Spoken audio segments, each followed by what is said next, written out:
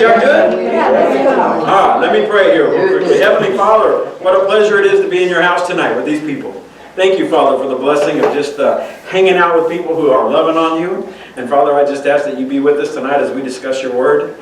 Please, Father, just give us some good guidance and some good revelation so we can just take it out these doors with us, so that when people are talking to us this week, they understand we belong to you. They have no question about who we belong to. Father, whatever it is that we're going to discuss tonight, please let it be a blessing to you, Father, that it's truthful and that it's honest and that we are just learning the way you want us to learn. In your Son's holy name we pray. Amen. Amen. All right, we're going to finish chapter 24 today. Might be the second longest chapter in the Bible. I don't know. It's a pretty long one. So I have an assignment. Oh man, already? Yes. So, because you said that, Linda. Thank you, Linda. What an assignment from last I want to split up this. It's a long version, okay? So Yeah. can you read verses 10 through 28? Okay. And then after that, Tammy, could you kick in and read 29 through 46? And then I'll finish the rest. Is that okay? Okay. All right, start us off, Did Miss you Linda. did you save all the hard words for your section? Nope. Oh, darn it. I'm no dummy. Okay. Then the servant took 10 of his master's camels and all kinds of gifts from his master, got up, and went to Aram Naharaim to Nakor city. Toward evening when the women, what'd you say? You stutter. Toward evening when the women go out to draw water, he had the camels kneel down outside the city by the well. He said, Adonai, God of my master Abraham, please let me succeed today and show your grace to my master Abraham. Here I am standing by the spring as the daughters of the townsfolk come out to draw water. I will say to one of these girls, please lower your jug so that I can drink. If she answers, yes, drink, and I will water your camels as well. Then let her be the one you intend for your servant Yitzhak. Is that right? Isaac, just say Isaac. I want to try and get You that. did it? Yitzhak. Yitzhak. Okay, this is how I will know that you have shown your grace to my master. Before he had finished speaking, Rivkah, the daughter of Betuel, son of Milcah, the wife of Nakar, Abraham's brother, came out with her jug on her shoulder. The girl was very beautiful, a virgin, never having had sexual relations with any man. She went down to the spring, filled her jug, and came out. The servant ran to meet her and said, please give me a sip of water from your jug to drink. Drink, my lord, she replied, and immediately lowered her jug onto her arm and let him drink. When she was through letting him drink, she said, I will also draw water for your camels until they have drunk their fill. She quickly emptied her jug into the trough, then ran again to the well to draw water, and kept on drawing water for all his camels. The man gazed at her in silence, waiting to find out whether Adonai had made his trip successful or not. When the camels were done drinking, the man took a gold nose ring weighing 1/5 of an ounce and 2 gold bracelets weighing 4 ounces and asked, whose daughter are you? Tell me, please, is there room in your father's house for us to spend the night?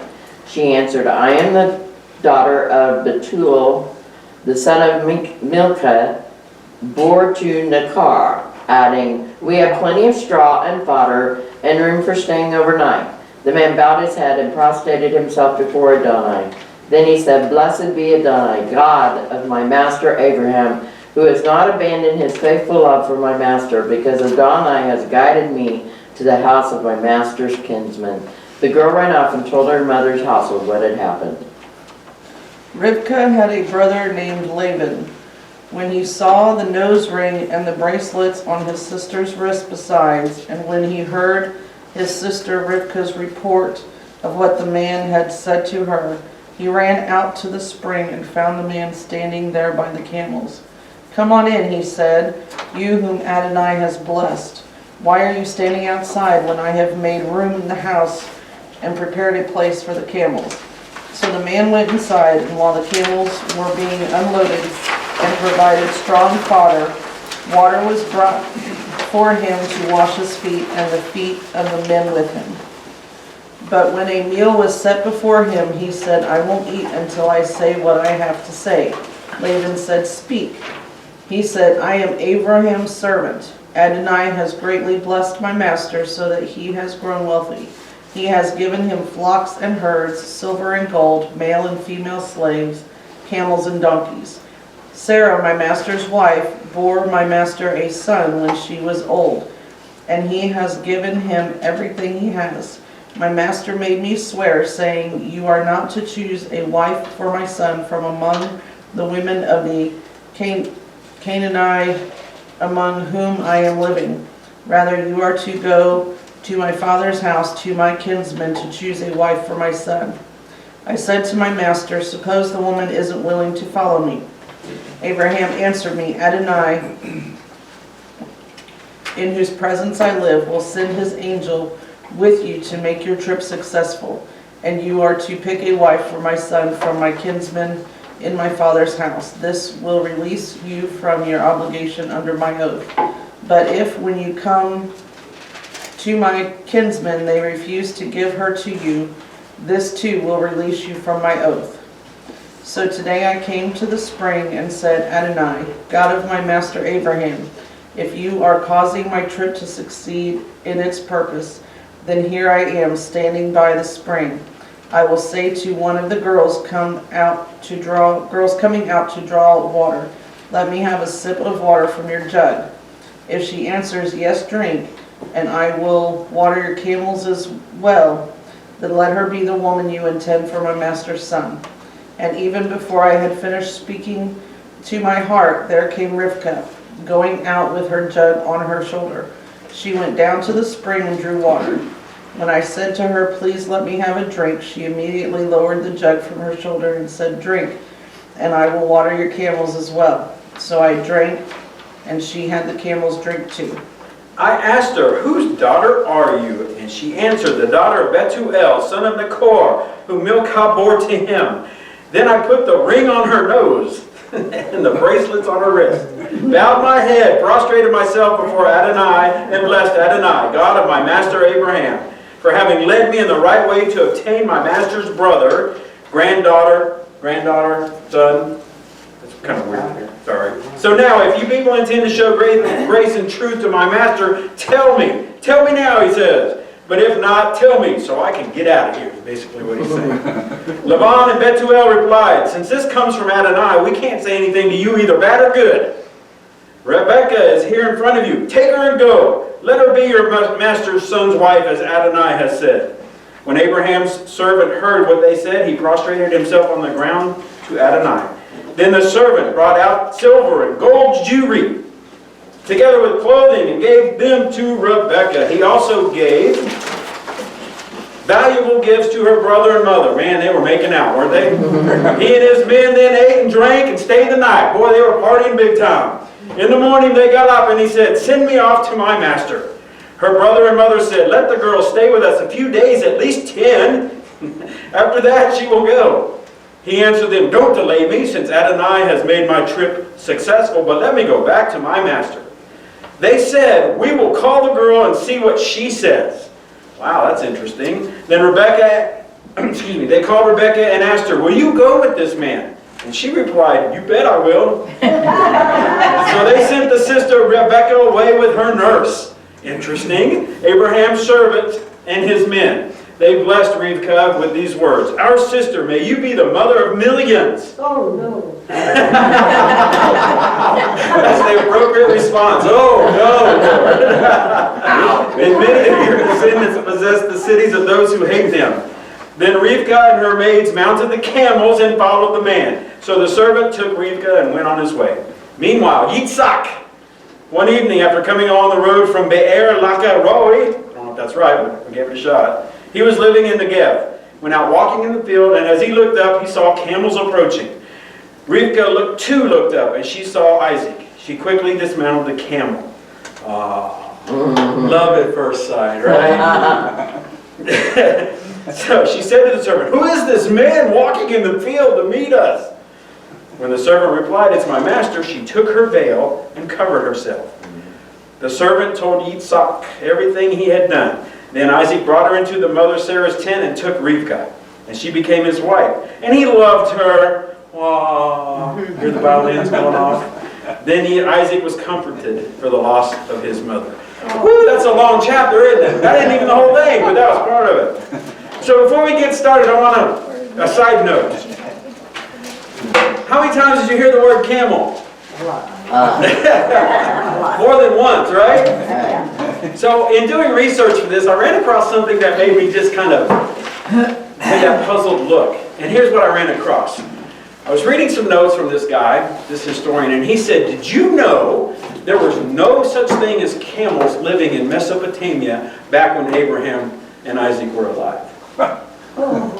And I went, What? wait a minute, because that's not what I read. I'm reading of camels. So I started, it piqued my interest. So here's what he said. He goes, they did not have camels in that area of the world at that time. It was another 600-700 years before camels were introduced into that area. But what they did have was something called a dromedary. Have you ever heard of that word? I hadn't heard of that word. They're related to camels. So, according to this guy, dromedaries are not related to camels. Oh, I always heard that they were. I mean- I thought it was the same Who's thing. this guy? Just wanted somebody out doing research on there. You know, you run across things. Well, We don't trust him. so guess what the difference between a dromedary and a camel is, according to this guy? The number of humps. How many humps they have? If it's one hump, it's a dromedary. If it's two humps, it's camel. Okay, there you go. So I didn't know that. So anyway, didn't really have anything to do with what we're talking about tonight. I thought they were both camels. Yeah, well, according to this guy, and I'd have to pull it up to see who it was. He said they're not the That's same weird. breed or something, not the same something. Like doggies and... Sounds to me like somebody had time to waste. Yeah, there you go. I would say they were the same binomial nomenclature, Ah, there you go. but they're the same binomial nomenclature, but a camel and a... So then those that interpreted from the original scribes didn't know the difference?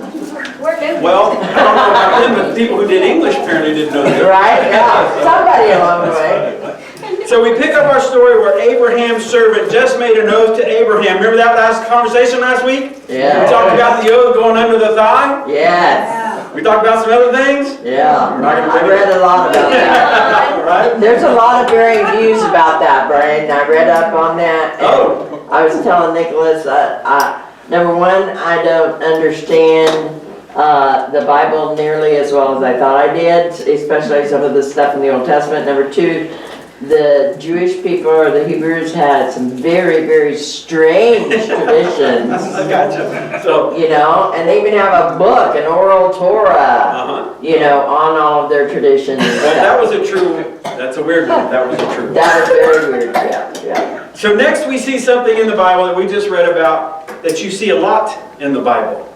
And that is this. You see women fetching water from the well. Yes. That's all throughout the Bible. This is not a romantic situation, is it? Is this fetching water from the well a place where you go? For romance? If you wanted to be a boy. If you want. So I have a question for my wife. Honey, go get me some water, please. Let's get all romantic over here. Forget it. So she says, no way, Jose. It's too So, heavy. I would assume there'd be more of the unmarried, women would go do it, because their daughters would do it more. I mean, if there was no unmarried daughters, the wife would do it. yep, I got you. So So, it would be a very opportune place to figure. well, that was the norm back then, right? That's It was. what I said. It was the norm for the women to go get the water every day. And it was the norm for them to go get the water at a certain time every day. Yeah. Just certain times that they would go. It was understood throughout the whole kingdom, basically, for lack of a better word, that there are certain times a day where the women are going to go and draw water. It was standard that there was always women around this well at these times, but there was never any men. Never any men at these times. But then we read a narrative about a male person showing up at the water well, don't we? So right off the bat, we got something unusual going on here. We got a male encountering a woman at a well. Was she surprised when he showed up? You better believe he was. She was. She was like, what are you doing here? There's no doubt about that. She was startled at the sight of this guy. But it's tradition. It's tradition. Did you know it's tradition still to this day in some parts of the world that the women go get the water? Yes, Isn't that crazy? it is. That's a lot different than what we do it here, isn't it? Water's heavy. Pardon me? Yeah. Water's heavy. It is. It weighs 10 pounds, what is it? 10 pounds per... A lot. My wife throws water. She doesn't fetch water. Those women were strong. Eliezer went to the well at the same time of the day. He did this because he knew what Nicholas just said. He knew he was going to find eligible females, didn't he? This was not a coincidence. In the Middle East, if you wanted to find a young girl, this was the place to go. They didn't have Facebook or Match.com, did they? They had a water well. Swipe left. And he needed to find a bride for Isaac, right? Perfect place to go. He saw some girls coming and proceeded to set up a test for someone. Who did he set the test up for? God. Rebecca. So that he could be sure that the woman he picked for Isaac was the woman God wanted. So before he could even finish speaking to God, the answer to the prayers arrived in the form of Rivkah, Rebecca, daughter of Bethuel. That's true. Before he was even finished, here comes Rebecca. Bethuel was Abraham's nephew. So let's see if we can follow this. Bethuel, Rebecca's dad, was Abraham's nephew. He was the son of Abraham's brother Nahor. Oh, I said that. So Bethuel, Rebecca's father, would have been Isaac's first cousin. Yes. Rebecca, as daughter of Isaac's first cousin, was basically his second cousin. That make sense? Yes. Isaac and Rebecca shared blood. They were related. Not, Happened often I don't back know, then. is that a close or not a close relationship? Second cousin. It's Not really. Not really? No? Got a lot of no's? Okay, so I guess it wasn't that big of a first deal. cousins are typically a big no-no. So because Rebecca spoke the exact words Eliezer had set out as a test, Eliezer knew he was on the right track, didn't he? Yeah. Nevertheless, he kept silent. He did, for he wanted to see how this was all going to play out. He wanted to be sure. Excuse me, Rebecca kept drawing water until what happened? They were all water. Until all the camels were watered. Yes. This must have been pretty impressive to Eliezer, right? He must have been like, this is her. This is her. So he took the next step, didn't he? Eliezer did something in the next step. What did he do? He gave Rebecca jewelry. He put a gold ring in her nose. The most coveted jewelry you could get, a nose ring. Is that true, Judy? How many nose rings do you have? She's got a tongue ring though, won't watch her. Oh, a tongue ring, there you go. So, does anybody here wear a nose ring? My daughter wears a nose ring and it just drives me nuts. Yeah. But back then, this was it. You were a nose ring, you were the girl, weren't you? Yeah. It certainly was an unusual piece of jewelry for that day. Rebecca raced home and told her mom and other female clan members what had just happened. I got some jewelry, she says. When Rebecca's mother, or brother, Laban, and I don't know if I'm saying that right, when Rebecca's brother's Laban, who we're going to see later on in the Bible, actually comes up again and has an important role in the Bible. So you got to kind of park that name Laban back there. So when he saw this expensive jewelry worn by his sister, what did he do? What did we read that he did? He sees his sister showing up with a nose ring. He's all excited. What does he do? He's on his way to go find this guy. He's like, ooh, I gotta get this guy. All right? How much more dowry do you have? Exactly. For my sister? That's exactly right. He's like, this is some serious jewelry this girl's wearing. It's a big occasion back then. This guy must be wealthy, he must have been thinking, right? If it was that nice of jewelry, he must have been thinking, this guy. So Laban was getting all excited, wasn't he? And he started laying on the schmooze, didn't he? Laban even did something that a lot of people do. He invoked the name of Yahweh in greeting Eleazar. Now, what you find out later on in the Bible, not now, but later on, is that it's really not that impressive that Laban invoked the name of Yahweh, because he actually invoked the name of a lot of gods in his life. So it was not that impressive that he was doing that. But it does probably indicate he's a pretty smart guy, right? He probably knew exactly who Eleazar and the master worshipped, so he was just smoozing them, right? He's trying to get an angle, isn't he? I don't know. We'll see here. Eleazar was invited to stay with the family, but to first have a meal. First things first, you've got to have a meal. But Eleazar was a loyal servant, wasn't he? And he was on a mission. So he wanted to know if he was just wasting his time with this girl. He stated straight away for the record who his master was and why he was there, what his goal was. Then, so everyone could be certain that the girl's modesty was not violated. You know what I'm talking about, right? That she had not done something that she shouldn't have done when speaking to this guy.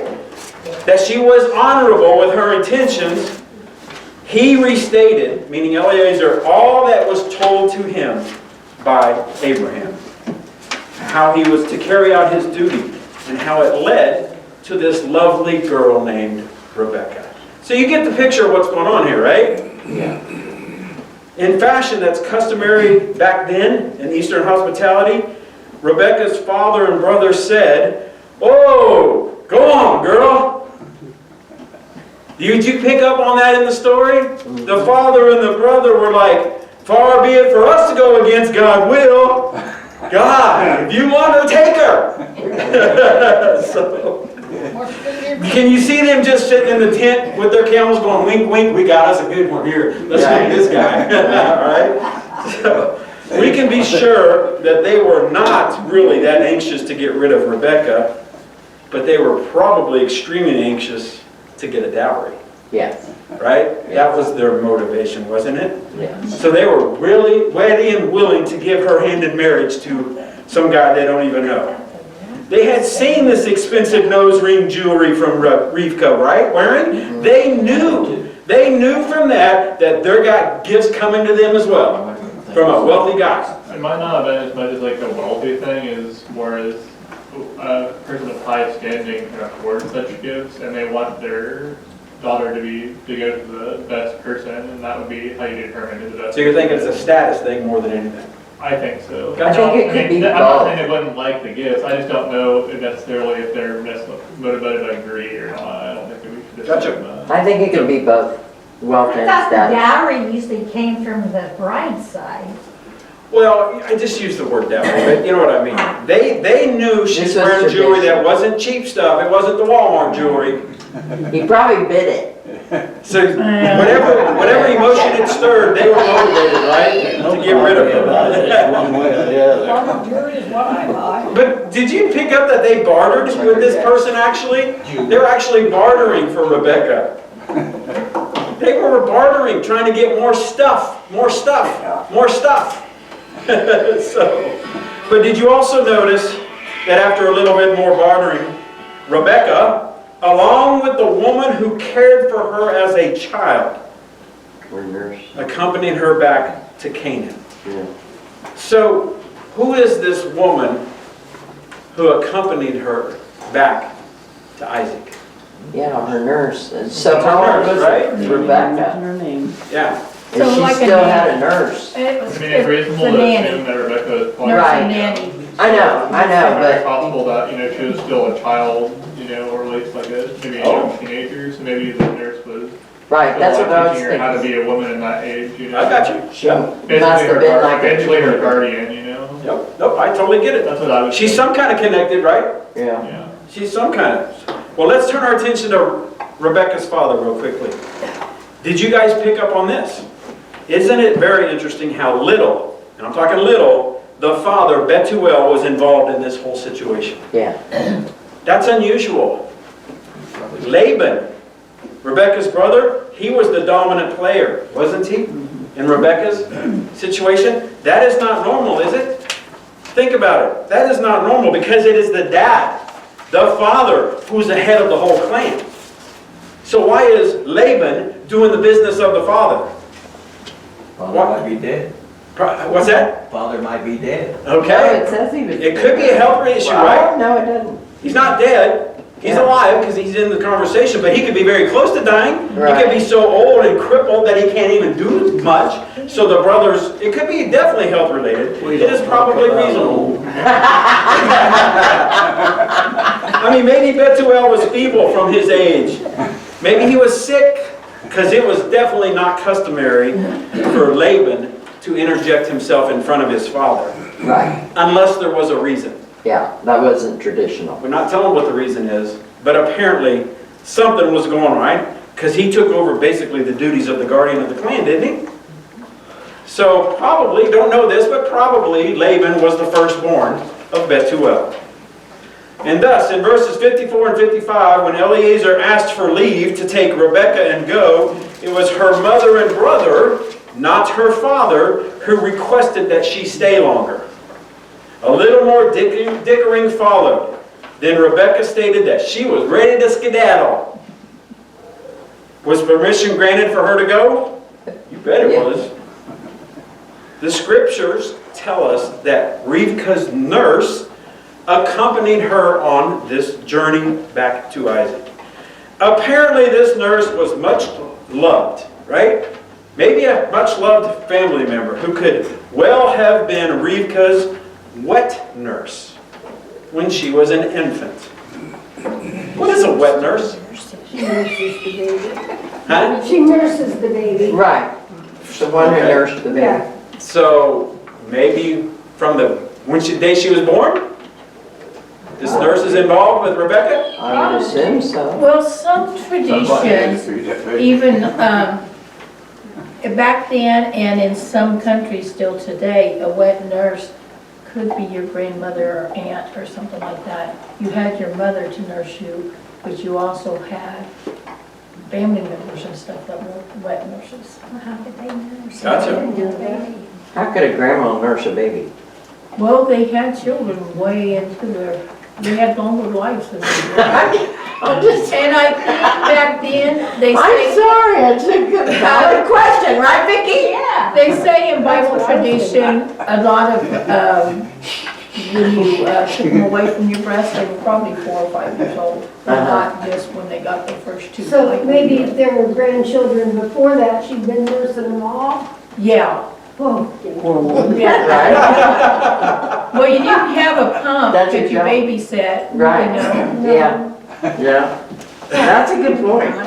But it doesn't say anything about how she was beloved or well thought of, so are you saying that because she went on the trip with Rebecca?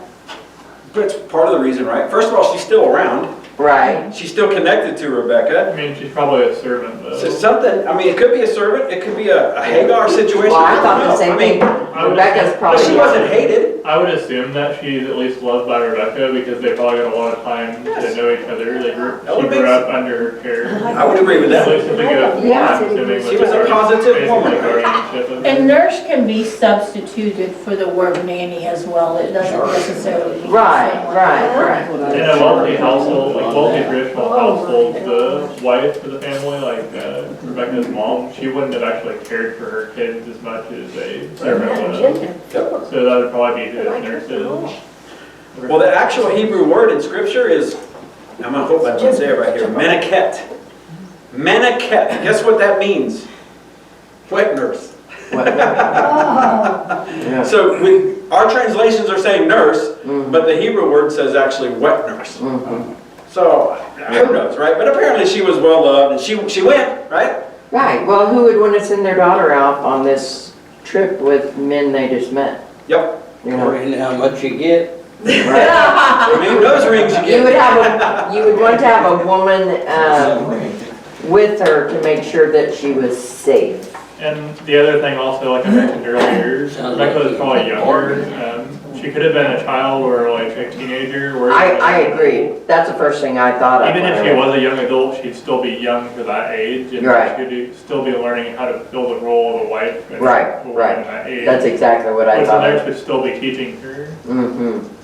I think it stands to reason that baby's not gonna starve. Somebody will take care of it. Some grandmother's gonna take care of her. Carla, you just don't bring up stuff like that. So, We didn't have birth control back then. We Oh, there you just had to do what we had to do, right? so there was Rebecca, there's a nurse, there's handmaidens involved in this story, and there's a bunch of camels. Yeah, All right? They get ready to leave for Canaan, right? They're yeah. getting ready to go. They got permission. And something very interesting happened that I think, and I don't know I'd be interested to know what you all think. It just seems to be the whole point of this chapter. Something very interesting called a benediction was pronounced over Rebecca. And it was not a standard pronouncement that was given over a young girl. Some girl that's getting ready to go into be handed off into marriage. Was this not divine prophecy being explained over Rebecca? Yes. Was this not prophecy? Do you think Laban, Mama and Daddy had any idea what they were talking about when they were doing this benediction? Probably not, right? They had no idea what was coming down the road. This is prophecy, isn't it? When you're talking about millions of descendants and enemies that you need protection from. This is the point of the story, right? This is a God-ordained situation. This is going the way it is exactly supposed to go. Why? Why is it going that way? Because God made a covenant, with Abraham from the beginning and told him he'd be the father of many of his sons. That's exactly right. That's exactly what's going on here, right? It is God doing what He always does, making a promise, and it never fails to come to fruition. Yeah. It never does. It never does. Not only to have millions of descendants, but to have victory over your enemies. Hello, fast forward to 2024. Miss Judy is absolutely right. This fits perfectly in the covenant that Yahweh made, right? Yeah. This covenant that now would be inherited by who? Who's going to inherit Abraham's covenant? Isaac. Isaac, the whole guy that we're talking about here, why we're getting him a wife. So Rebecca arrives at the tent. Back from that long journey with camels and desert and all that stuff. Rebecca did something. She laid eyes on her future man. Do you think it was love at first sight? Was it? I think God planned it. I'm just trying to picture this. She had a veil on, right? Yes. So he probably wasn't able to look at her as well as she was able to look at him. He was young, he was in the field, he probably had his shirt off and probably sweating. Is this the night? Oh, okay, let me cover my face. That's probably what it was. Probably lust at first sight. I don't know, after riding all that ways on camels. Wearing a nose ring, dust is probably getting up in your nose and you're like tugging on it. And your first thought is, I gotta put a veil on.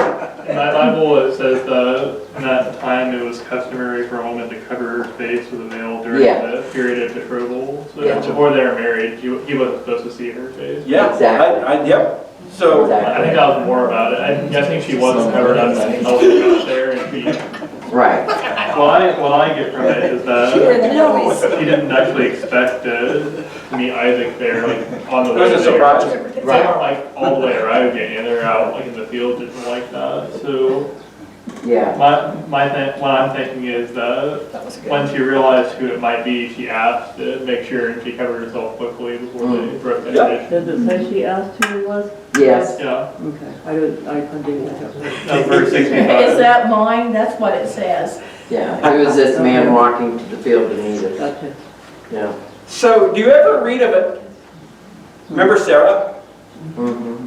Do you ever read of her wearing a veil and her interactions with... You don't, do you? It's just interesting, I think. Whenever already married Abraham. No, that's true. But if that's assuming it was just a marriage thing, because it could have been a something else thing too, besides marriage. But it could have been just marriage anyway. But I'm just saying, it's interesting how the veil was pointed out, right? Mhm. In this situation. And then also, do women still wear veils when they get married today? Yes. Do you think that came from this tradition? I mean, I don't know. I have no idea. I just find it interesting, right? Why do the women wear veils today when they get married? Just so the husband can lift it up and. Yeah, so And they can smooch on her? flip it up and get kissed. Like a traditional thing, so really no reason to do it? I think for really traditional reasons. I like the latter the best. I'll stop wearing veils. Husband, wife, see each other. Yeah, right, kind of conceal it. What'd you say, Nicholas?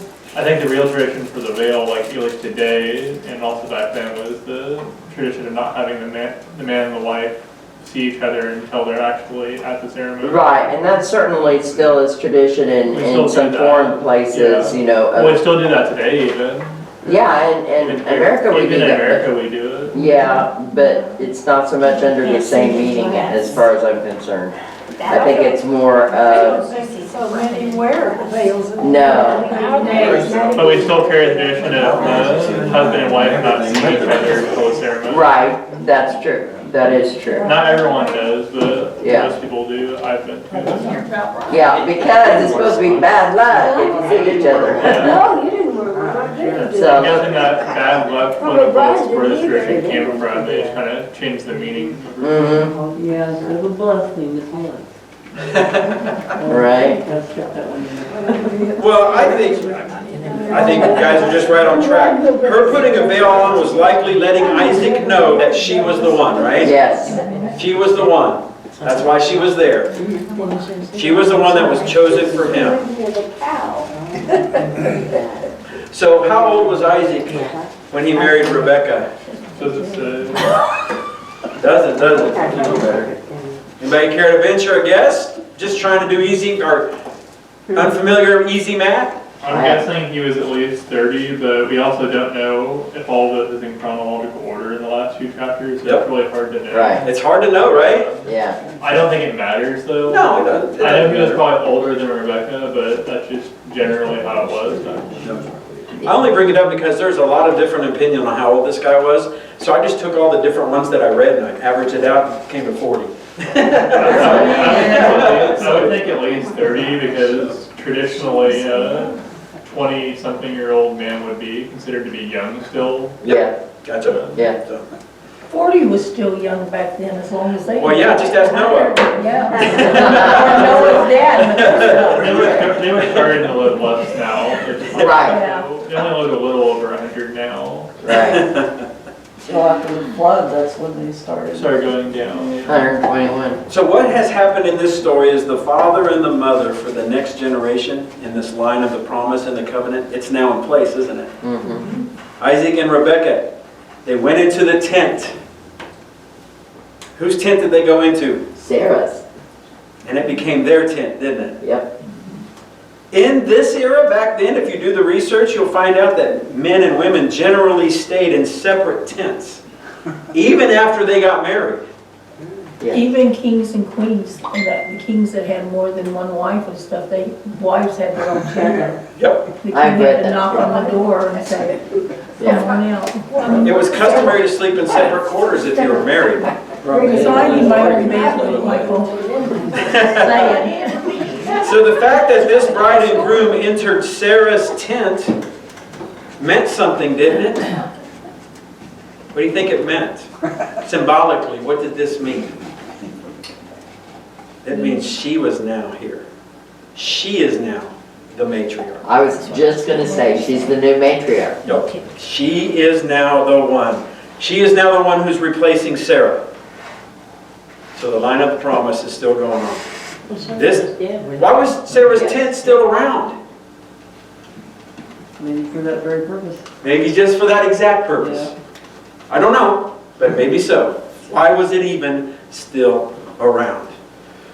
But we do know this too. Isaac was comforted after this whole situation, right? We read of that. Why would he be comforted? What is he anxious about? Well, the Bible says a man will leave his family and cleave to his wife. two, so they become one. right? So why was he comforted though? Why was he like this? I mean, I don't know, what's going on here? He was comforted because of his mother's death, wasn't Yeah, Yeah. right? He must have been pretty close to his mom, he? Yeah. He was Yeah. a mama's boy. right? A mama's boy, there you go. That must have been him. That's what you Yeah. are. All right, guys. We have just concluded chapter 24 of Genesis. I have a question. Okay? It said they went into the tent and brought her into his mother's tent and took Rivkah, and she became his wife, and he loved her. Okay? Did they have like wedding ceremonies? Oh, I'm sure they did. They had something. what was that, Carl? I'm sorry. They had something. They killed the fatted calf and they sang and danced and all that jazz. They had wedding ceremony. Well, it just summarized extremely quickly in that last thing. Here you are, coming to the table. I mean, that's, I go back to what it was. Right? Let's not waste time. I'm sure it was a whole, Oh, yeah. I'm sure it was a whole ordeal, they just kind of give us separate, details. You go, boy. Right. Yeah. no, that's true. I mean, I don't know if I understood you right, Judy, but were you saying this? Rivka was so anxious to get this thing going and make it official, boom, they're going straight to the tent. Well, I didn't mean it that way. Okay.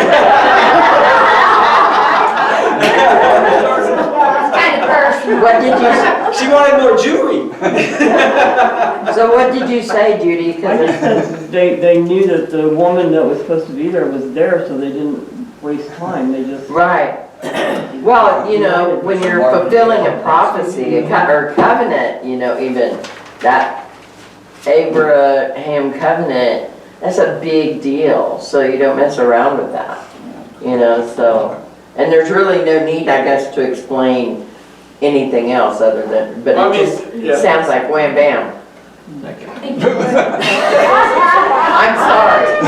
Well, I mean, it's kind of like something we mentioned a few weeks ago. In the Old Testament, a lot of the whole story is told about the journey up to the final point. Yeah. The final point, just a little bit. Right. The journey up is a And lot of that's it. it. And I'm like, wait, I what? think this tells us what we need to know, because it tells us that Isaac and Rebecca got together, they were married, they probably consummated the marriage, as we assume, because they went to the same Yeah. tent, which Yeah. means they joined in one flesh together and became the next matriarch and patriarch of the Exactly. Abrahamic line. That was That's what we need to know. The most important thing to That's know. why it includes that and not like anything about the ceremony. Gotcha. So, Yeah. no fatted calves being slaughtered, huh? No, I guess not.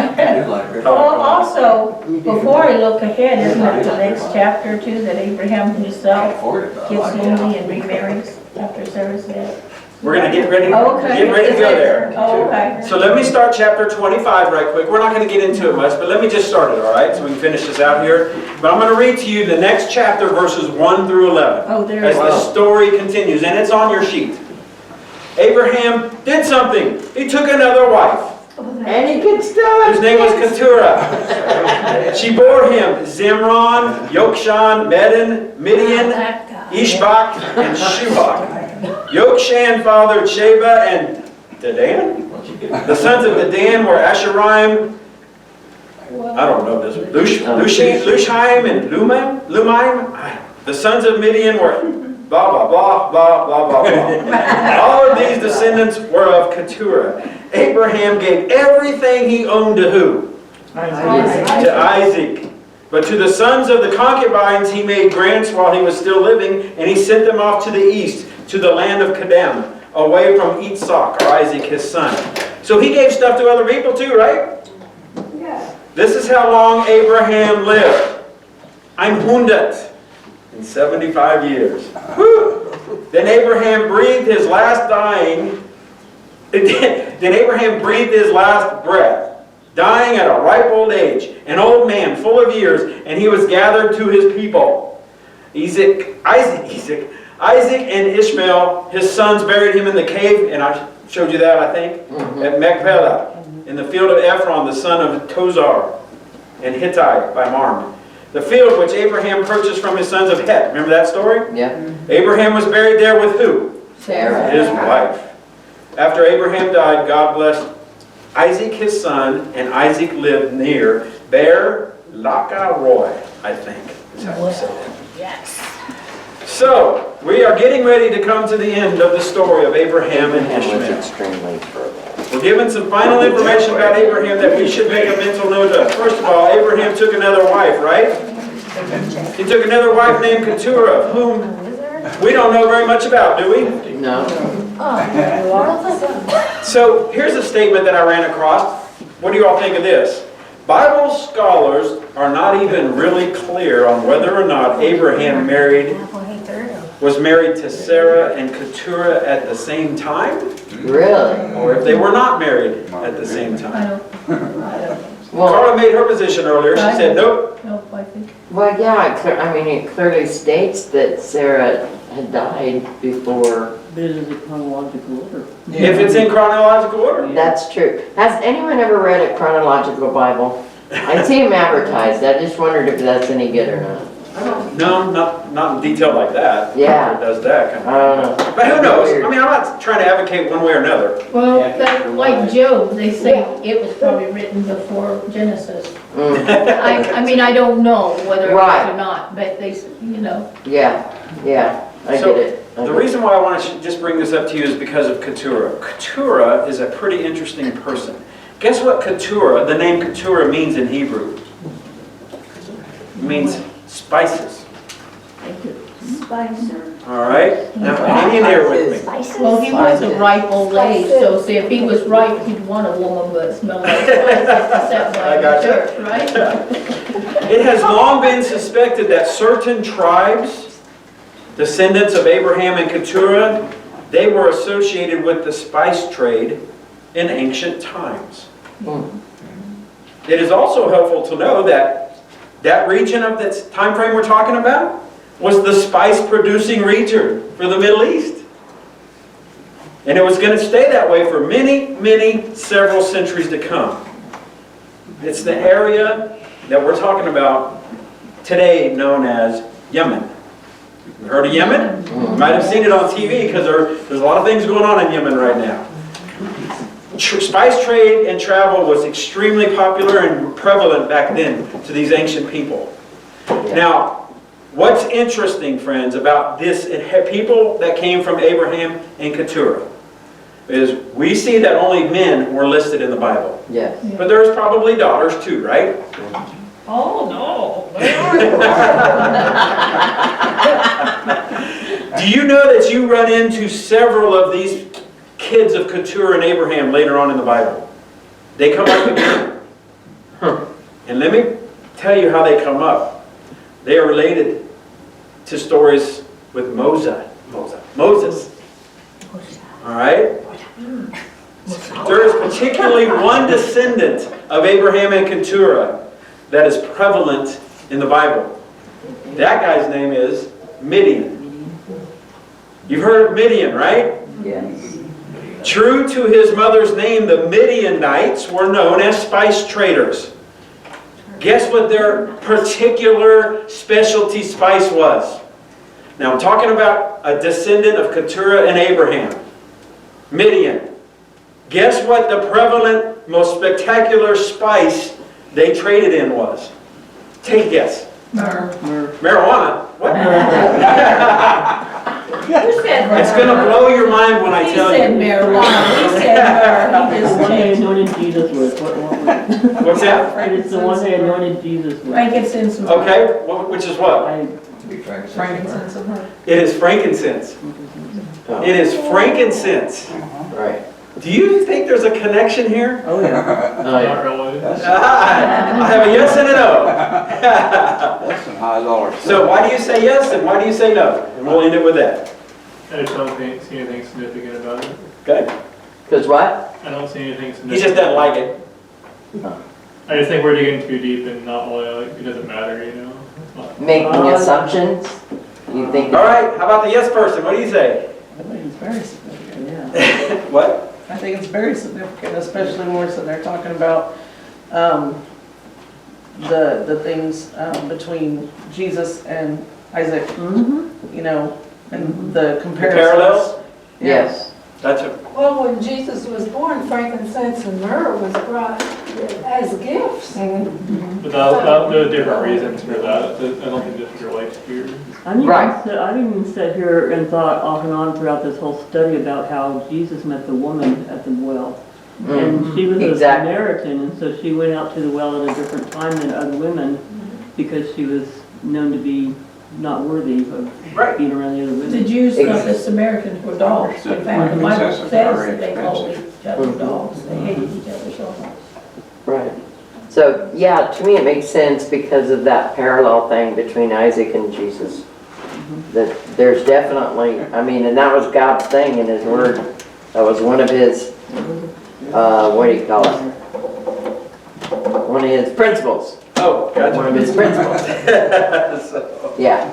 well, I think it's romantic actually to think about. I don't think it's a coincidence.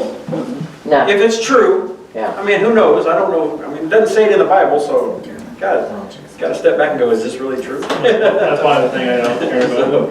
But if it is true, it's fun to think about Right. that. Nicholas once said, stick to the facts. Yeah. Yeah. Just the facts, ma'am. Right. Just the facts, ma'am. All right, so Keturah and Abraham, they had descendants that we just talked about. Who did these descendants primarily be known as up until today? They have a name for these descendants. Anybody care to venture a guess? Pardon me? Tribes of not Lebanon, but It's kind of related to Ishmael. They're considered the Arabs, his descendants. Right? Which kind of makes sense because they're not of Isaac. Right. Right? Isaac is the Hebrews. All right, with that being said, we finished chapter 4, and that's the beginning of chapter 5.